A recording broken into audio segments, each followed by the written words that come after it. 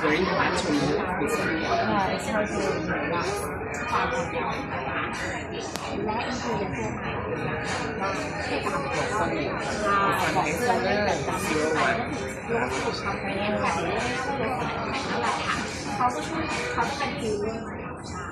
เพราะฉะนั้นคือเขาก็สามารถฟิลเลอร์ก็ไปเป็นริ้วรอยร่องลึกต่างๆทำให้เรามีฟิลเลอร์ที่เป็นตัวคิว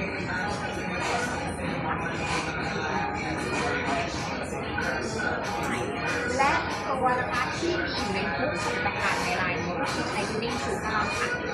ไททูนิ่งชูก้าจริงๆแล้วในคอเก่าในที่มือเก่ามีอยู่ในแค่เซรั่มมีอยู่แล้วไม่มีตอนแรกยังไม่มีอยู่ในแค่เซรั่มก่อนคอลเลคชั่นเก่าแต่ตอนนี้เขาใส่มา3 ตัวนะคะหมดตัวไททูนิ่งชูก้าที่เขาบอกเลยว่าคือการยกกระชับนั่นเองซึ่งตัวนี้ให้ผลลัพธ์แบบช็อตเทอมเห็นผลภายใน3 วัน